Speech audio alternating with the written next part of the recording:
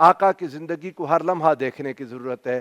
ایک ایک لمحے میں رسول خدا صلی اللہ علیہ وآلہ وسلم کی زندگی ہمیں امید بخشتی ہے. جب بھی کبھی پریشانیاں ہوں، مصیبتیں ہوں، خوشیاں ہوں، راحتیں ہوں یا مشکلات ہوں، ہر حال میں امید کا چراغ رسول اللہ صلی اللہ علیہ وآلہ وسلم کی ذات بابرکات کے ساتھ ہے. اگر میرے آقا کی زندگی اس طرح ہمارے سامنے نہ ہوتی، معلوم نہیں انسانیت کیا کرتی. انسانیت اپنے ہی بوجھ کے نیچے دب کر مر چکی ہوتی. امید ہے میرے آقا مظلوموں کے لیے بھی، پریشان حالوں کے لیے بھی، دکھی مصیبت زدوں کے لیے بھی، ایک عام فرد سے لے کر حکمران ملک کے حکمران تک اور دنیا بھر کے بڑے سے بڑے انسان تک حضور سرورد عالم صلی اللہ علیہ وآلہ وسلم کی زندگی اسوہ حسنہ رب ذوالجلال نے بنا دی. لقد کان لکم فی رسول اللہ اسوۃ حسنہ. میرے آقا کی زندگی اسوہ حسنہ ہے. اگر تم پریشان ہو تو حضور سرورد عالم صلی اللہ علیہ وآلہ وسلم کی مکی دور کو دیکھو. اگر لوگ تمہارے دشمن ہو گئے حق بات کہنے کی وجہ سے تو دیکھو میرے مصطفیٰ نے 13 سال مکہ میں کیسے گزارے. اگر تم سے محبت کرنے والے، تمہاری تعریفیں کرنے والے، تم پر پھول برسانے والے صرف اللہ کی بات کرنے کی وجہ سے، اللہ کی وحدانیت کے بیان کی وجہ سے تمہارے دشمن ہو گئے ہیں تو کوئی بات نہیں. ہمارے پیارے حبیب صلی اللہ علیہ وآلہ وسلم نے کس طرح ان کے درمیان وقت گزارا مکہ میں، دیکھ لو. پھر اگر مزید مشکلات ہے تو شیب ابی طالب کو اپنے سامنے رکھو. پھر مشکلات ہیں اور اپنا علاقہ چھوڑ کر دوسرے علاقے میں شفٹ ہوتے ہو تو مصطفیٰ کریم صلی اللہ علیہ وآلہ وسلم کی ہجرت کو دیکھو.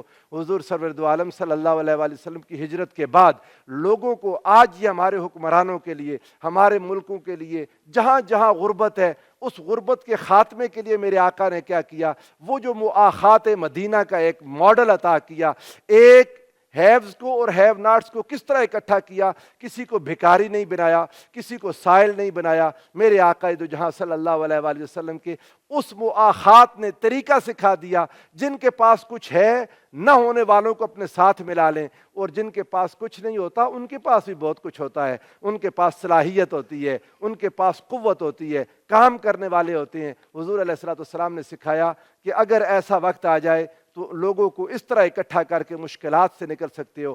پھر ایک ملک کے اندر مختلف اقوام بستی ہیں، ان کے اندر آپ نے اگر ان کو اکٹھا کرنا ہے، ان کو اکٹھا کرنے کا طریقہ ہمارے پاس یہ ہے جو آقا دو جہاں صلی اللہ علیہ وآلہ وسلم نے میثاق مدینہ کی صورت میں دیا. پھر میرے مصطفیٰ نے فتح مکہ پر جو کیا، ناظرین کرام، ہر ایک کے لیے اس میں اتنی ہدایت ہے. آپ کی جان کا دشمن ہو، آپ کی زندگی تنگ کر دینے والا ہو، آپ کو مشکلات کا شکار کر دینے والا، جب آپ فتح پا لیں، وہ آپ کے سامنے آئے، لا تثریب علیکم اليوم یغفر اللہ لکم وہو ارحم الراحمین کے الفاظ کس طرح زبان سے نکلتے ہیں میرے مصطفیٰ کریم نے سکھا دیا.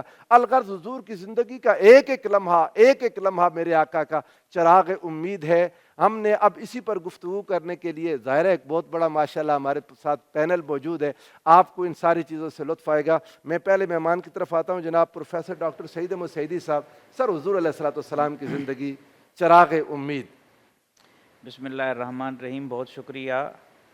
چراغ امید بھی بڑا خوبصورت ہے، لیکن آپ تو سراجم منیرہ ہیں. سبحان اللہ. آفتاب امید آپ کہیں. آفتاب امید. اچھا، میں نے یہ بات یقین جانے علامہ نوید شہزاد سے کہا، میں نے کہا مجھے لفظ میں کچھ بہتری ہوتی محسوس ہوتی ہے کہ ہو جائے گی اگر غازی صاحب قبلہ، میں نے جملہ جو بولا، میں نے کہا غازی صاحب قبلہ کے سامنے آ جائے تو وہ اس کو یقیناً بہت اچھا، بہت آپ نے خوب کمال کر دیا، کمال کر دیا آپ نے. کیونکہ قرآن پاک میں اللہ تعالیٰ نے سورج کو سراج کہا ہے، آفتاب منیر. ٹھیک ہے، اور رسول اللہ صلی اللہ علیہ وسلم کو سراجم منیرہ کہا ہے.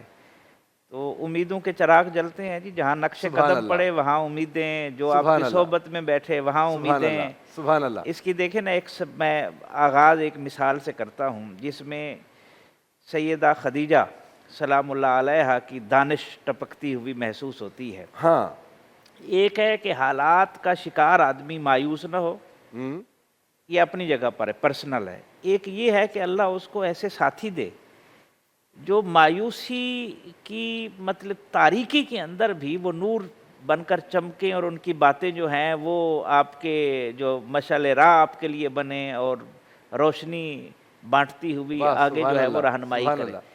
سیدہ خدیجہ سلام اللہ علیہا کے بارے میں دیکھیں، جب رسول اللہ صلی اللہ علیہ وسلم پر پہلی وحی نازل ہوئی اور آپ گھر تشریف لے آئے، اس وقت انہوں نے کیا امید دلائی؟ واہ. اب وہ تو رسالت مآب صلی اللہ علیہ وسلم کے اوپر جو وحی کا روب تھا وہ تو نیچرل تھا. لو انزلنا حاذا القرآن علی جبل لرأیتہ خاشعا متصدعا من خشیۃ اللہ. اور عہد نبوت میں بھی جب وحی نازل ہوئی کئی مرتبہ تو اس کے اثرات محسوس کیے جاتے تھے. جبینی اطہر سے پیشانی کا جبینی اطہر سے پسینہ بہنا, جس طرح خون کی رگ کاٹ دی گئی, یہ تو اپنی جگہ پر. اچھا, وہ موتیوں کی طرح. ہاں جی, وہ پسینہ صحابہ کہتے جیسے موتی ہو. سبحان اللہ, کیا منظر ہوتا ہوگا جی. وہ ایک چیز نیچرل تھی, لیکن کچھ لوگوں نے اس کو غلط سمجھا اور کہا جی وہ بس خوف زدہ, وہ نہ سمجھیے. ہاں جی, وہ نہ سمجھیے, خوف زدہ. ایسا نہیں تھا.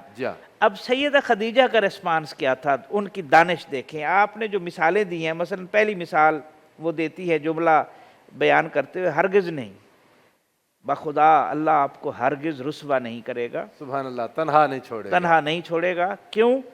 اس لیے کہ آپ صلہ رحمی کرتے ہیں. واہ. آپ جو ہے لوگوں کا بوجھ اپنے کندھوں پر اٹھا لیتے ہیں.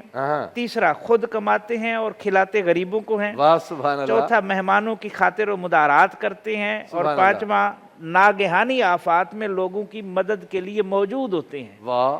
یہ 5 مثالیں دے کر رسول اللہ کی نعت پڑھی, ان کے نعت پڑھی اور حوصلہ بڑھایا. لیکن دیکھیں, یہاں کسی چلے کا حوالہ نہیں ہے, یہاں کسی عبادت کا حوالہ نہیں ہے, یہاں ذکر کا حوالہ نہیں ہے, یہ سماج کے لیے دی جانے والی خدمات کا حوالہ ہے. سبحان اللہ. اور قرآن کا یہ اصول تو بعد میں نازل ہوا. سیدہ خدیجہ بارگاہ نبوی میں بیٹھ کر کیسے کسب فیض کر رہی ہیں. آقا علیہ الصلوۃ والسلام کی زندگی کے اس واقعے سے ہم یہ سیکھیں, میاں بیوی ایک دوسرے کے لیے مضبوط کرنے کا بہت بڑا ذریعہ ہے. اپنے گھروں میں ایک دوسرے کو اہمیت دیں, مشکل ترین وقت نکل جائے گا. اچھا, اس میں دیکھیں قرآن پاک تو بعد میں نازل ہوا, لیکن سیدہ خدیجہ نے صحبت نبوی سے وہ نور پہلے کشید کیا. وَأَمَّا مَا يَنْفَعُ النَّاسَ فَيَمْكُثُ فِي الْأَرْضِ. سبحان اللہ. جو انسانیت کے لیے نفع بخش ہوگا نا, وہ اس کو کوئی مٹا نہیں سکتا. اس کا نام باقی رہے گا, اس کی ذات باقی رہے گی, اس کا کردار, اس کے اعمال باقی رہیں گے. اسی لیے رسول اللہ صلی اللہ علیہ وسلم نے اپنی مبارک زندگی میں ہمیں جو سبق دی, مشکل سے مشکل حالات میں, جن کی طرف آپ نے اشارہ بھی کیا, کہ مسلمان کبھی مایوس ہوتا ہی نہیں ہے. واہ سبحان اللہ. کافر اللہ کی رحمت سے, کی سیرت سامنے, ہاں جی, کافر اللہ کی رحمت سے مایوس ہو سکتے ہیں, مسلمان کبھی بھی مایوس نہیں ہوتا. وہ احمد ندیم قاسمی کا کیا خوبصورت شعر ہے کہ کارے دریا میں بھی آ نکلے گی سورج کی کرن. سبحان اللہ. سمندر کی گہرائی میں, تنہائی میں, اندھیروں میں, کارے دریا میں واہ واہ بھی آ نکلے گی سورج کی کرن. مجھ کو آتا نہیں محروم تمنا ہونا. واہ. محروم تمنا تو وہ ہو جس کا کوئی سہارا نہ ہو, قادر مطلق جس کا پروردگار ہے, رحمت للعالمین صلی اللہ علیہ وسلم جن کے رسول رحمت ہوں. واہ سبحان اللہ. پھر وہ مایوس کیوں ہو؟ اس دنیا میں اور اگلی دنیا میں ممکن نہیں ہے.